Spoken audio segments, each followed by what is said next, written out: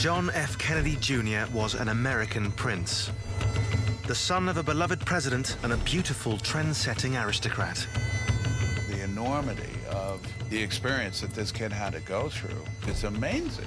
My father stood before you. He carried the weight of public expectation on his shoulders. He knew that he was being groomed. He knew that everyone had a plan. Hounded by paparazzi and constant gossip column headlines, John takes refuge in his passion for flying. John, are we lost? No, we're fine, John! I miss the little boy I knew. I miss him so much, you know. Why did he decide to fly that evening, risking his own life and the lives of his loved ones?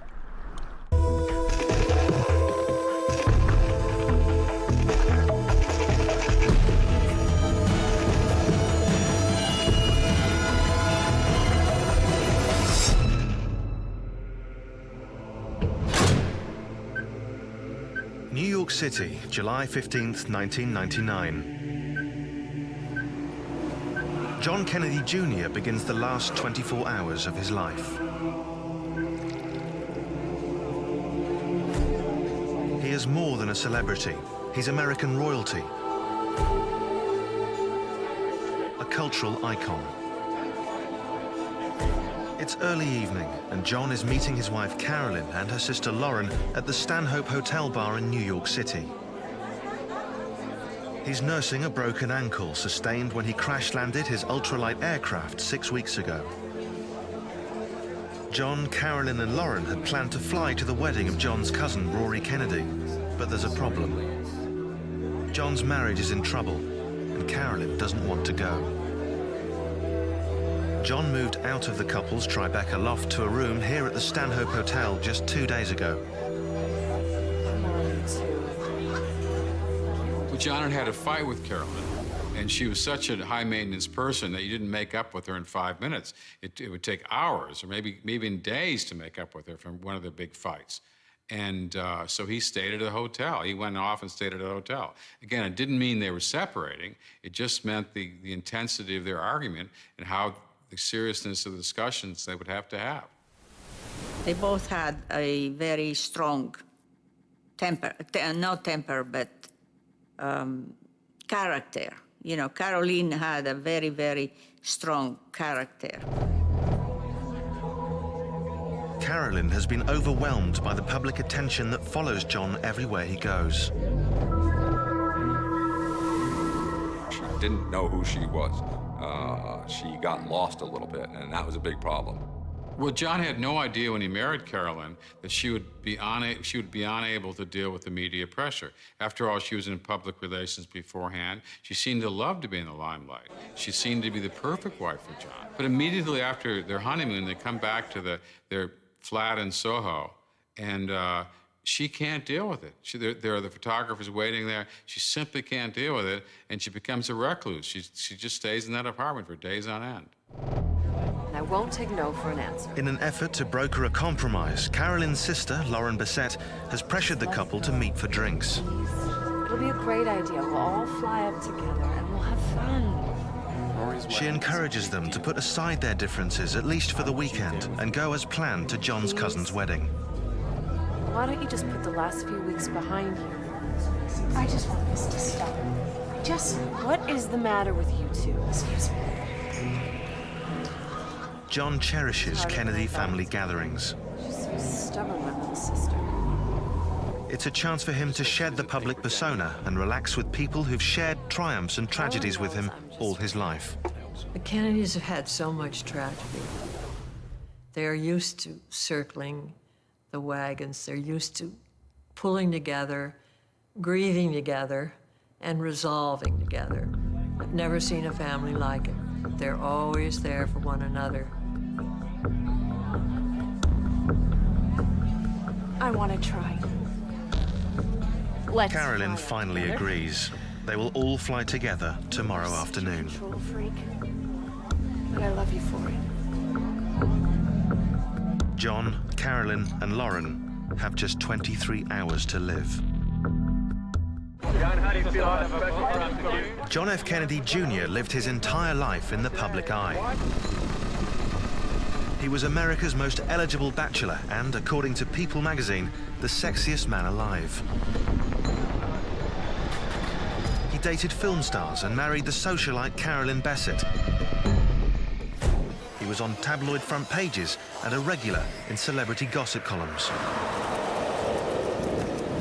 He wasn't thrown into a fire or a glare of media lights. He grew up there. I mean, he was the best at it, but had this innocence about it. And that is probably the greatest lesson I learned from my friend was, don't be cynical. And to hear it from him was a beautiful thing.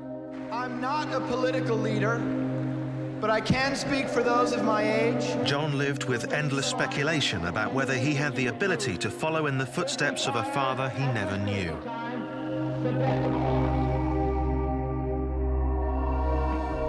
38 years earlier, John Kennedy Jr. made history as the first child born to a US president-elect. John and Jackie Kennedy took Washington by storm, ushering in a whole new era. The whole thing just changed. The wines, the food, the way people dressed, the way people felt about coming to the White House. The people who were honored there, the Nobel Prize winners, the intellects, the great museum directors, the university presidents. The guest lists were quality, quality, quality, instead of politics, politics, politics. The interest in it was unprecedented in American history. The magazines, the covers of the magazines, television, newspapers, radio, just nothing but the Kennedys. John and his sister Caroline's enchanted childhood was constantly documented by an adoring media. Kennedy's being the first television administration, as it were really a novelty in American history, and young, vibrant, energetic, charismatic couple with the two golden children. I mean, the first two kids to grow up in the White House since, I think, the days of Grover Cleveland. Little John just caught everybody's hearts. He was so handsome and so natural and responsive. But soon this idyllic time would be cut short by tragedy. John Kennedy Jr. has less than 22 hours to live. His marriage is in trouble and he's living alone in a New York hotel. Earlier this evening, John and his wife Carolyn were reconciled thanks to her sister Lauren. Now he's turned his attention to problems with work. 4 years ago, John launched a political magazine called George, but now sales have slowed and the magazine is floundering. John is up late, struggling to create a business plan to save the venture. He had a magazine that was in trouble. It might fold if he didn't get an infusion of cash. George was an important stepping stone for John Jr. It was something that he endeavored to do prior to entering the field of politics, which I think he recognized as an inevitable part of his life. John will meet his publisher in the morning. His attempt to be regarded as a serious player in publishing will be tested. Dealing with the bare-bone business of George was difficult for him. He did not enjoy it. He had to put on a suit and go into the boardroom and get berated. John is under maximum stress, just when his life will depend on clear thinking.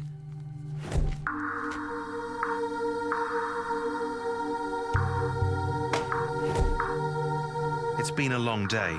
He needs to get some sleep. Tomorrow morning's meeting could determine John Jr.'s fledgling political career.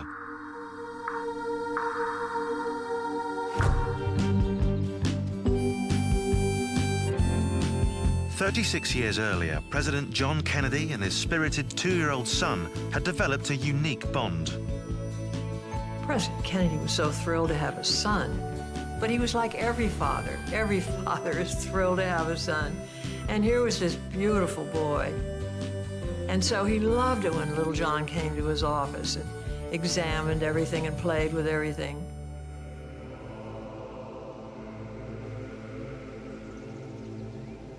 But on November 22nd, 1963, John Kennedy Jr.'s charmed childhood ended with a gunshot. His father was assassinated in Dallas, Texas.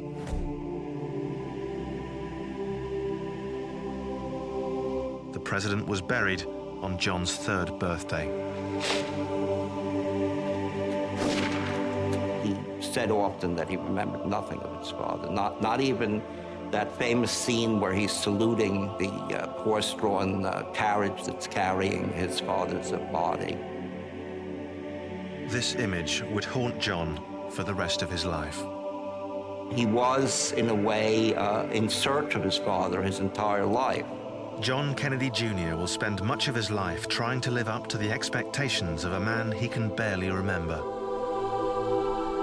The assassination changed everything. The White House suddenly closed up like a clamshell. Usually the place was full of happy chatter and the clicking of heels on those marble hallways. But all of a sudden, it was just deathly silence. It was a grief-stricken house. It was a watershed. America had this endless optimism and promise that one sees dissipating from that day. Just 2 weeks later, John left the White House, where he'd spent the first 3 years of his life. Jackie and her 2 children moved into a house in Georgetown, an elegant house. But it was surrounded by paparazzi and by journalists and by tourists. What was so terrible about it was that they couldn't go anywhere or do anything without being besieged by the press, the media. They had sightseeing buses that would stop in front of the house. Carolyn Kennedy and her brother John would leave the house and people would pounce on them and tear at them and grab their clothes. It was impossible for her to have the real life she wanted to have for her family. In less than a year, Jackie fled with her children to New York City.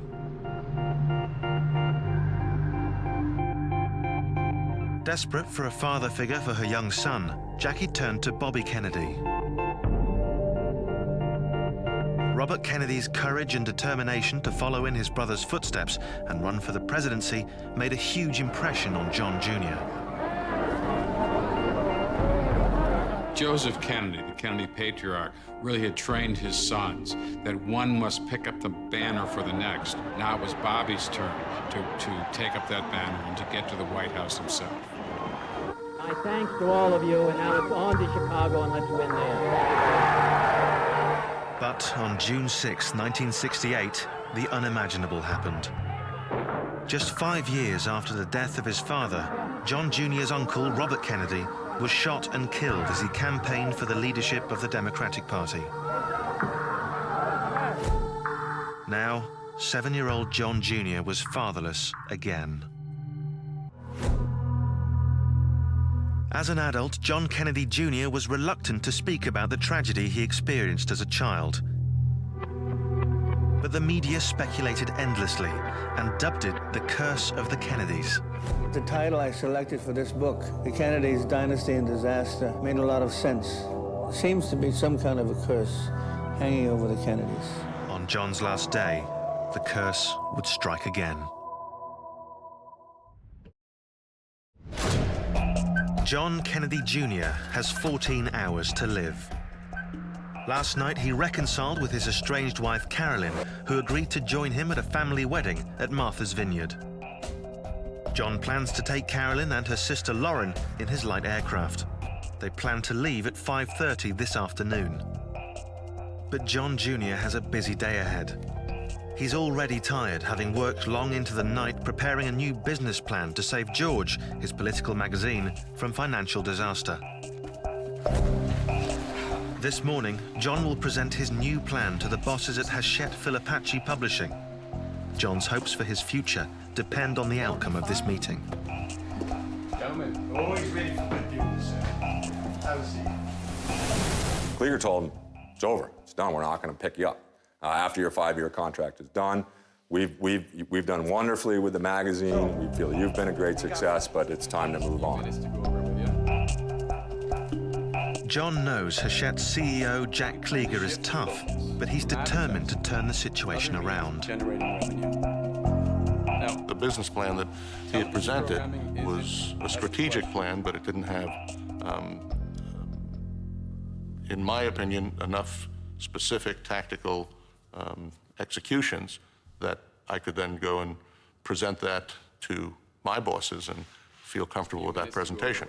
John was very interested in expanding the George brand, and I agreed that it was an important element of what we were doing, or what we could do. John obviously was a magnet to be on television being interviewed, but he didn't really want it to be John Kennedy as the driving force. He wanted George to be there, so he wanted to get more of his editors and more of the content onto both the television and the internet. Hachette wants John to trade on the Kennedy name, but John has other ideas, and that's frustrated the publisher's executives. I would like your input. He got very, very specific, and his eyes got very straight when he said he didn't want his name taken advantage of by the company. This is not a comfortable experience for John, but no one would ever know. He's a man who's learned too well to hide behind his public persona. With his charm offensive, the meeting goes better than expected. Now, it's a framework in which we can So we went through a number of specifics that I wanted him to get into, which he was prepared to do and was willing to do. But he was upbeat. He thought he could have those specifics ready for me by the end of that day, which I said, that's fine. We're on the right track, John. John manages to buy himself some time. Time he doesn't have. Delighted. Have a great day.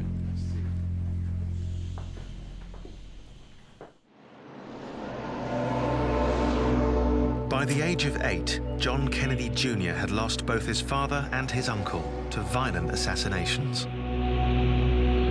At that point, Jackie said, my God, if they're killing Kennedys, then my kids are next.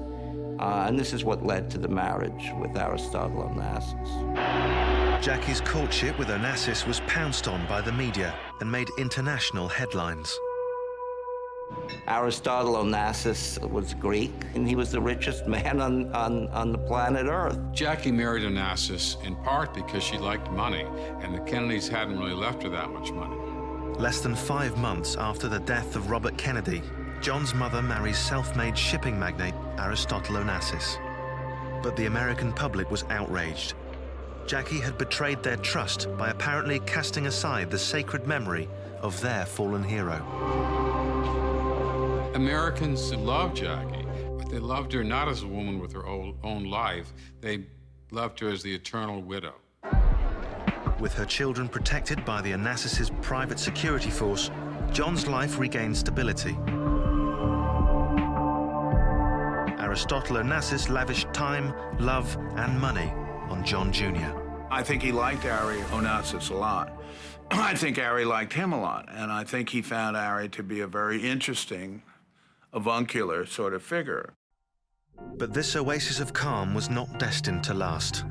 Within 3 years, the marriage between Aristotle Onassis, the Greek self-made billionaire, and Jacqueline Bouvier Kennedy, the Virginia blue blood, began to fall apart. I think that the fact that they were so oil and water-ish, night and day-ish, have you call it what you will. I mean, his ideal of fun was to sit around in a nightclub till 3 in the morning, breaking glasses, dancing the Greek dances, singing the Greek songs, whereas Jackie liked to curl up with a good book at 9 p.m. Then, tragedy once again reshapes John Jr.'s life. Aristotle Onassis loses his only son, Alexander, in a plane crash. For the Greek, as the Kennedys used to refer to Aristotle Onassis, for the Greek to lose his one and only son was for Aristotle Onassis an absolutely tragic, traumatic, life-ending event. Unable to cope with his loss, Ari severed all ties with young John. For the 3rd time in less than 10 years, John Jr. lost a father figure.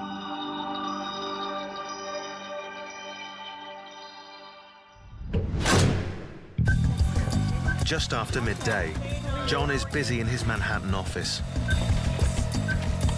The meeting with his publisher is forgotten as John hits the ground running. As the editor-in-chief of the magazine, he's got to push the next issue out the door. He had deadlines, he had to do so many things, and he was responsible. And it became, I think it became a little stressful. He explained to me once that when the magazine has to go out, it has to go out. And sometimes you have to be there all night. Locked into a frenetic pace, John is about to make a series of minor mistakes that will mean the difference between life and death. Hello. At 1 p.m., he gets a call from Essex Airport and arranges for his Piper Saratoga to be fueled and ready for 5:30 p.m. This afternoon's a turn off. But as the afternoon unfolds, his departure plan will be delayed. Need that 10 minutes ago. Good ending. 1:05 p.m. A pilot he regularly flies with calls to ask if he needs a co-pilot. John, inexplicably, refuses the offer. The strangest, most inexplicable thing that happened that last day was that John didn't take a co-pilot with him. He was such a careful pilot that of the 200 or so hours he had flown, he had an inordinate number with a co-pilot. I mean, most pilots with 200 hours would not have had 70 or 80% of those hours with a pilot beside him. But he knew he wasn't a great pilot. Why John didn't take the pilot with him is one of those things we're just never going to know. 4:30 p.m. The drive to Essex Airport takes about an hour. If he's going to make his 5:30 departure and fly to Martha's Vineyard in daylight, he should leave now. But John takes time to email his friend John Barlow to offer condolences on the death of his mother. 4:30 p.m. Running late, John calls Jack Klieger and postpones their meeting until the following week. Hi, Jack. Hi. And he did call me at around 4:30 or so to say that he'd gotten really backed up. They were closing an issue, and he also had some other things he had to take care of, and he had to leave for the airport that night, so he asked if he could get it to me the following week. And I said, that's fine, as long as you can see that it gets sent to me where I was just going to be on vacation not far away. So we agreed that I'd get it the following week, and that was the last conversation we had. Yeah, I know. 5 p.m. John calls his friend Billy Noonan and says he will not be able to make his anniversary celebration. They plan to meet later that weekend, but John will never see his friend again. 6:32 p.m. John logs on to the weather service. He reads that the conditions are hazy, visibility 5 miles. But John fails to take into consideration that the measuring device only sees what is directly above. That machine is only looking straight up in the sky. So in other words, if you have a clear sky right over the machine will report clear sky. But if you have 500 feet away, a layer of fog surrounding the machine still will report a clear sky unless that fog is right over the machine. Hello. John hasn't flown alone in his Piper Saratoga since he broke his ankle 6 weeks ago. But he's too busy putting out fires at George magazine to calmly evaluate his plan to fly. 6:40 p.m. John leaves the office more than 2 hours later than intended. He's neglected to calculate the additional time he will lose driving in Friday rush hour traffic. Great long weekend. When you learn to fly, you are taught to follow certain procedures. Checking the weather, doing a pre-flight inspection, checking yourself, making sure that you're feeling up to it. If you skip one of them, it opens the door for error. John has made a number of errors in judgment this afternoon. In less than 3 hours, he'll be dead.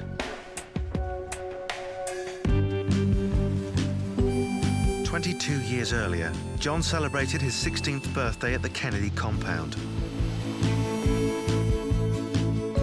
Despite the numerous tragedies he'd faced, friends say he embraced life with energy and enthusiasm.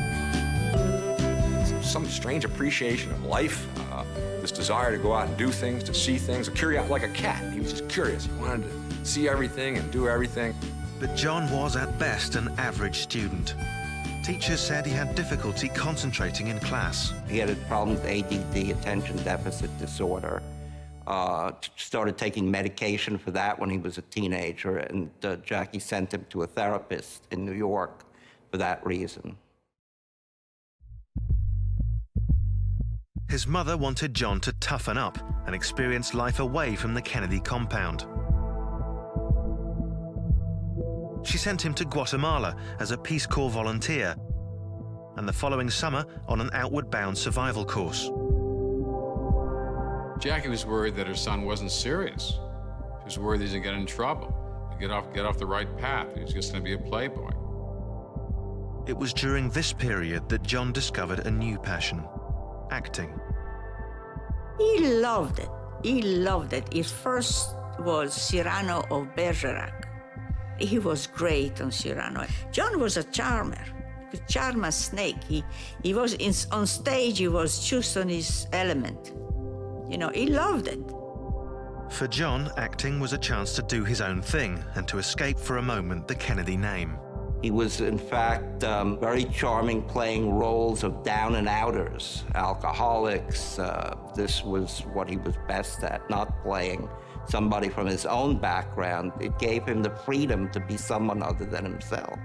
Deliberately avoiding Princeton and Harvard, where his father studied, John enrolled as a freshman at the smaller and more liberal Brown University. There, he was constantly monitored. Jackie watched over John very closely, often in ways he didn't even know. I mean, she got his grades, she'd call his professors. She was omnipresent. Jackie made sure John knew he must fulfill his duties as a Kennedy. He was often drafted in to introduce his Uncle Teddy at political functions. Ladies and gentlemen, my Uncle Ted Kennedy. And when he wanted to apply to drama school as a graduate student, Jackie insisted he study law. It was Jackie who ultimately put her foot down regarding his acting career and who said, look, you know, you're going to go to law school and you're going to study law and you're going to work. Succumbing to intense pressure, John suppressed his passion for acting and reluctantly entered New York University Law School. It was the first step towards accepting his Kennedy inheritance.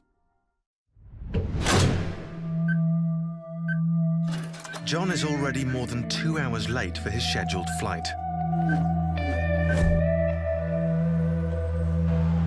It's almost 7 p.m. when he picks up Lauren, his wife's sister.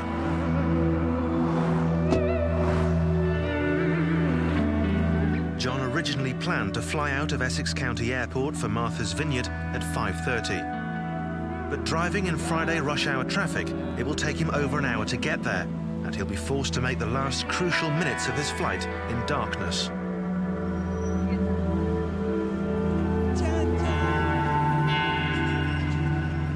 With no break in the traffic, John and Lauren are still at least 45 minutes from the airport.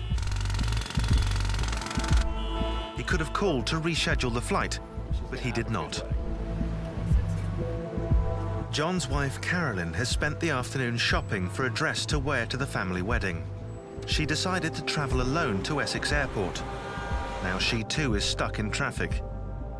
She does not confer with John and her sister about the delay. Carolyn and John have always had a tempestuous relationship. When they met, she was well connected in the fashion industry. He was America's most eligible bachelor. They met when Carolyn was a shopping consultant for Calvin Klein. John fell madly in love. They caught each other's eye, and that spark didn't go away. That spark turned into a big flame, in many ways.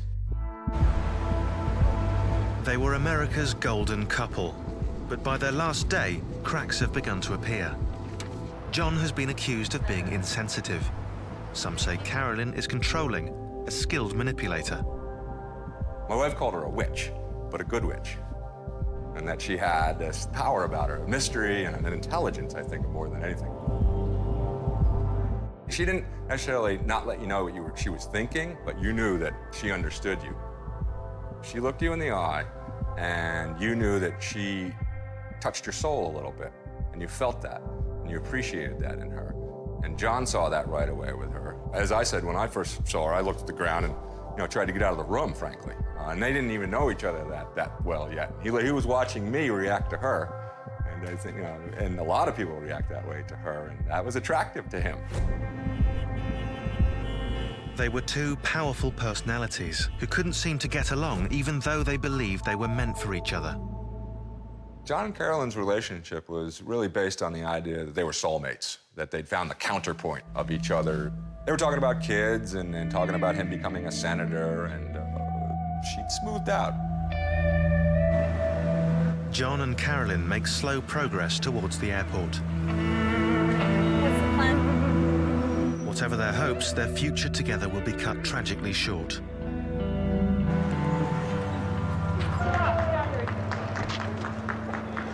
Slow news day, I guess, huh? John, a lot of people waiting for you here. How do you feel about this? Is it true that you passed the bar? Apparently it's true. I got the official word not long ago, so it's true. What do you mean not long ago? John began his career in law as an assistant district attorney in New York City. Absolutely. What kind of cases are you looking forward to? Well, whatever they give me. John, all this attention, add to the pressure. Jackie was proud of her son, but her plans for John's future would soon be derailed. He said, I'm no Clarence Darrow. What do you want out of my life? He didn't enjoy being a lawyer. That kind of lifestyle didn't suit him. I mean, he wasn't a great DA. I mean, a lot of the bad guys were so delighted to meet John that they confessed. And he wasn't a prosecutor, okay? He was too nice to be a prosecutor. John became restless and dreamed of starting a political magazine. But the greatest obstacle to achieving this new goal would again be tragedy. When John was 33 years old, Jackie Kennedy was diagnosed with cancer. Putting his dreams aside, John devoted himself to the care of his mother. We always thought, oh, she's going to be okay, you know, because she told me, you know, I'm going to be okay, don't now get nervous about it. But despite her courage and John's constant care, 5 months later, Jacqueline Kennedy Onassis was dead.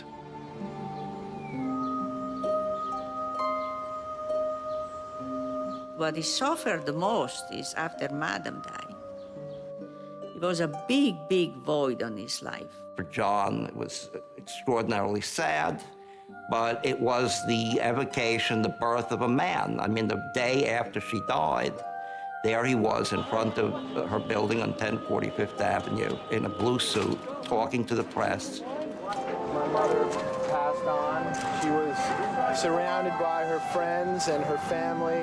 Her death was horrible. It was the saddest I've ever seen.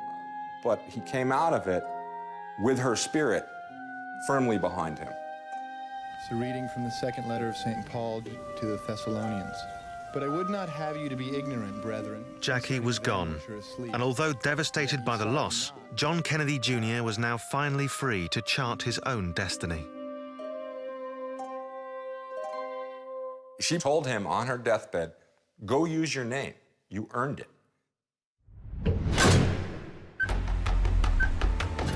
Delayed at the office and then by rush hour traffic, John Kennedy Jr. arrives at Essex Airport almost 3 hours behind schedule. He has less than 2 hours to live. John drops Lauren off at the terminal to wait for Carolyn while he drives to a nearby convenience store. He is relaxed as he goes about his normal routine, even though the sun is setting and it will soon be dark. Also, unknown to him, bad weather is moving in. I actually was planning on making that same trip from Caldwell to Martha's Vineyard about three hours prior to John F. Kennedy Jr.'s departure, but I chose to cancel due to the reduced visibility in the weather. Another pilot who has just landed and is aware of the reduced visibility tries to warn John.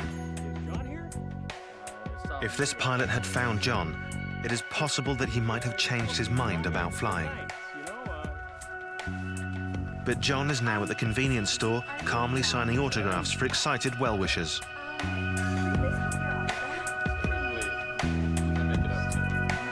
He had decided before making the trip that he was going to do it by himself. John felt, well, look, I'm out of this contraption on my ankle. My ankle feels good. I'm taking pain pills, but nevertheless, I'm ready to go. For John, the physical limitation was a challenge. That was the Kennedy way. This is a family that's out there that lives on the edge. They feel somehow that the only way that they can enjoy life is by living it in the most extreme sense.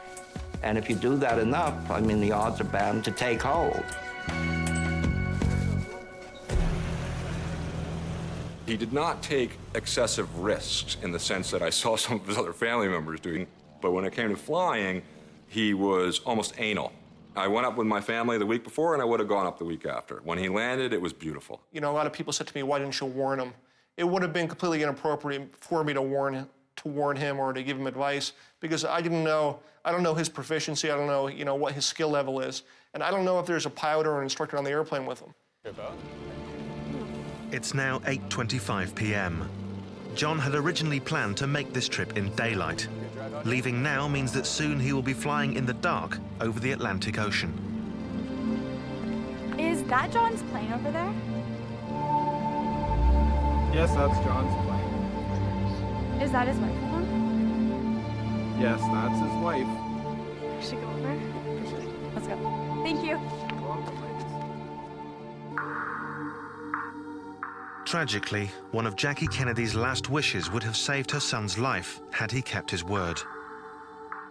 She exacted from John a promise that he wouldn't pursue flying lessons after her death, but after her death he did in fact resume them. John couldn't resist his passion for flying. He began with ultralight planes, then bought a Cessna and quickly got his pilot's license. I know that he seemed very happy in an airplane when I was with him. It gave him a lot of joy, I know that. 3 months before he died, John purchased a Piper Saratoga, a much faster, more powerful aircraft. Flying was his escape route from all the public attention. John had an illusion that ordinary people had a kind of freedom he didn't have. He didn't see that you and I are imprisoned in our way just as he was. And he saw it in flying as a way to have that absolute freedom, go above the clouds, and he was his own person. The year after his mother's death, John fulfilled an ambition she would have been proud of. He launched his political magazine, George, Ladies and gentlemen, meet George. To huge critical acclaim.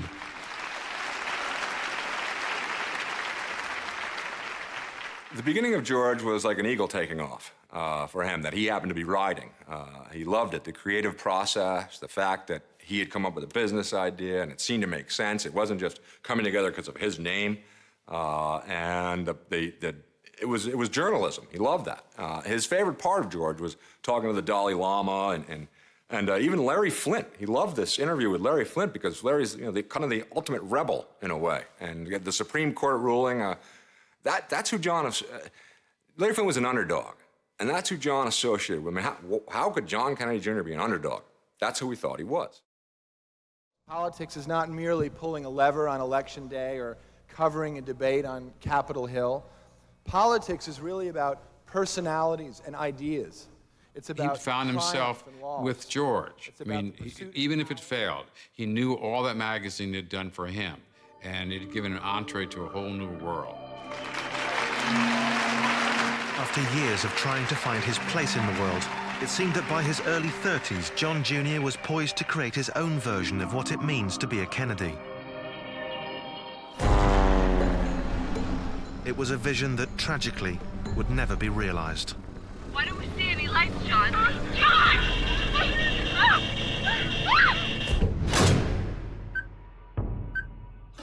John Kennedy Jr. is about to fly with his wife and sister-in-law to a family wedding in Martha's Vineyard. Good.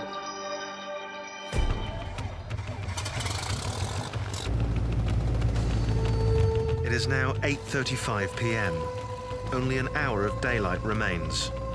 John should have left at 5:30. Each individual pilot has to make his own decision to fly after careful consideration of all the variables. Ready to taxi, with Mike. Right turn around, northeast bound. Not permanent. 8:34 p.m.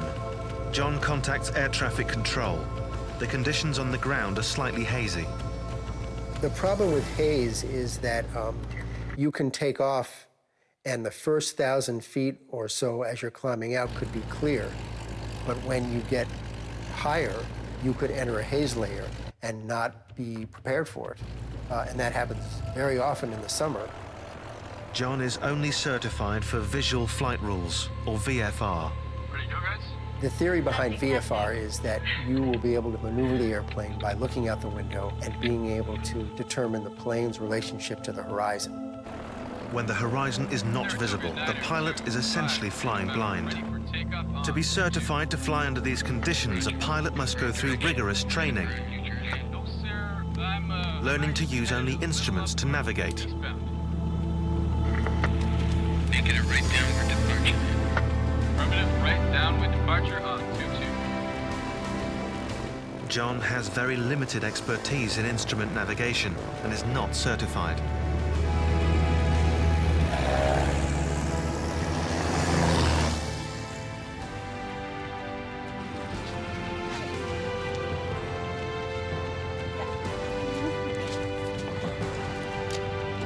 As they take off, John is left a goodwill note, which he will never read.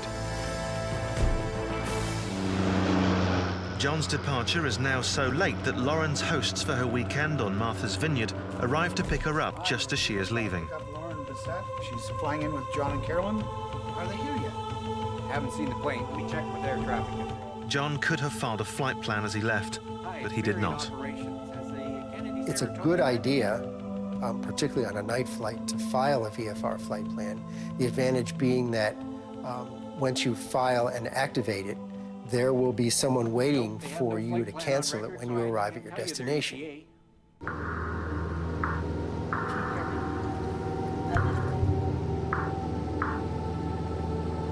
Some people will say John took too many risks, but he had to take those risks to assert his own manhood. Yes, it was too much, but the question is how far and where do you stop? And he was somewhat addicted to it. He just needed the rush. Daylight is rapidly diminishing. In less than an hour, John, Carolyn, and Lauren will be dead.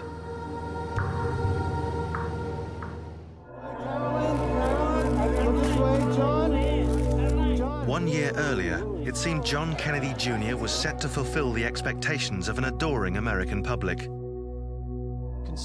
His political magazine, George, was doing well. He was moving in all the right political circles, and he'd found the woman he wanted to spend his life with, publicist Carolyn Bissett. How was the honeymoon, John? Hold it, please, for us. Look this way. Oh. Foiling intense media speculation, he orchestrated a secret wedding on Cumberland Island off the Georgia coast. John, we're not getting you. Can you look back up and look this way, Carolyn? We weren't supposed to tell anybody. I remember when they told me in July. You know, it was a long time to keep it until September. I remember him pumping his fist that they'd gotten it done. Like, yes, we did it. To her satisfaction. And it was a wonderful wedding, it really was. The wedding made headlines around the world. They were portrayed as the perfect couple. But sparks flew between Carolyn and John from the moment they met. He liked the fact that there was trouble there. And it wasn't until he married her, he saw that the trouble wasn't going to end. She was strong-willed. I mean, she had her own point of view. She was not some little housewife or something like that was just going to sit there. She had sophisticated friends when she met them. She had a nice life. She comes from a very nice family. I mean, she had her own personality, and she had her own point of view. As they faced up to their problems, the media onslaught was unbearable for Carolyn.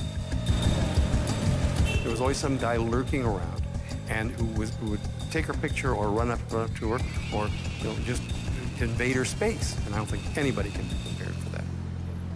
Then rumors of Carolyn's drug use began to surface in the tabloids. Carolyn used coke the way most people used coke from that generation. When they partied, it's the chosen recreational drug of the fashion industry. Next, John was spotted with ex-girlfriends and affairs were suspected, something his friends dispute. He's a monogamous guy, frankly. You see his loyalty with his friends. It was the same things with his girlfriends. He had every skirt thrown at him on earth, frankly. He was very innocent on that level. And you'd like to think that he was maybe more mysterious, but frankly, he stuck to his knitting. Most damaging, John's magazine began to fail, and his ability to live up to his father's legacy was questioned.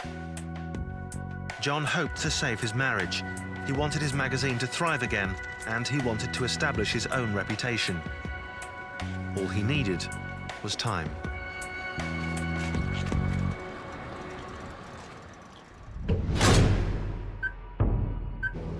The sun has set. It's now nautical twilight. It's hazy, but not totally obscure. It will be completely dark in 10 minutes. For now, John is still able to fly with visual references. As you get farther away from New York City, you're not going to be able to see lights enough to give you a straight line for the horizon. It's basically a black hole.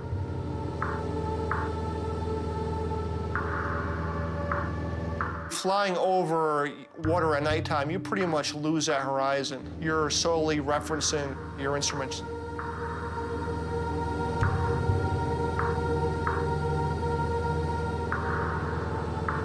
"20 minutes from his destination, John has two possible routes. He can fly up the coast to Connecticut and Rhode Island, keeping the lights on the shoreline as a visual reference,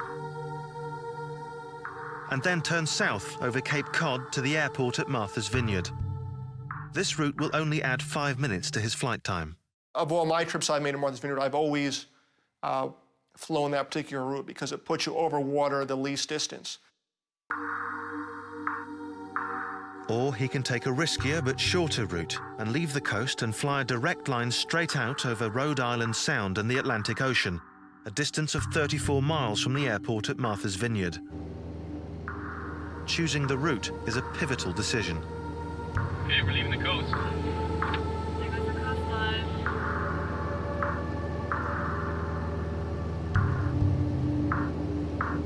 John chooses to fly the direct route, out over the ocean, into the void.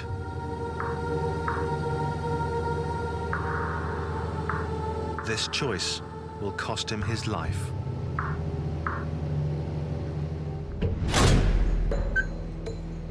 In just 2 minutes, John will be flying in complete darkness. In 5 minutes, he'll be dead.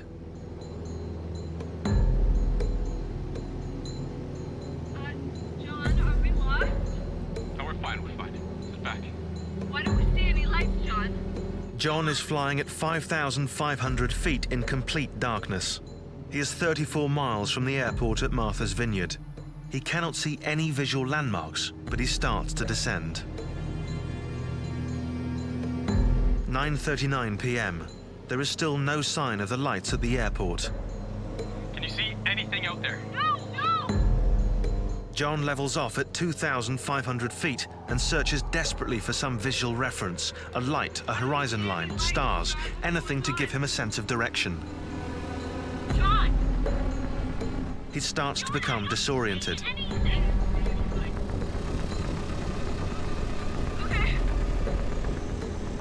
Spatial disorientation occurs when you don't refer to your instruments, and the natural tendency is to believe what your body is telling you.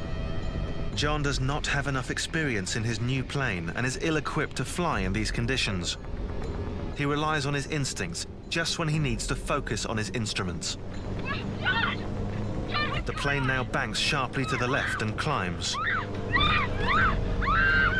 9:40 p.m. Trying desperately to compensate for the left bank, he turns the yoke hard to the right.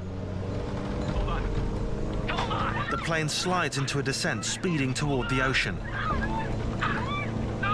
Completely disoriented, John believes the plane is now level and yanks the yoke towards him to bring the nose up. Instead, the plane banks even more to the right. The engine races as it picks up speed and enters a free fall called the graveyard spiral. The Saratoga plummets towards the ocean. There is no way John can recover.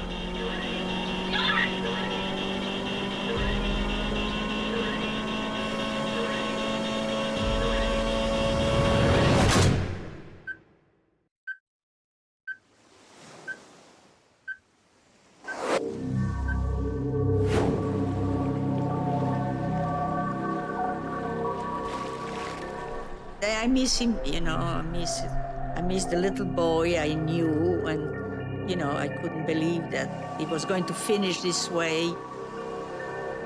Coast Guard will resume its air search in the morning. Around the world, feelings of shock and disbelief resonate as news spreads of John Kennedy Jr.'s disappearance. The media descends on Martha's Vineyard as a massive search is ordered.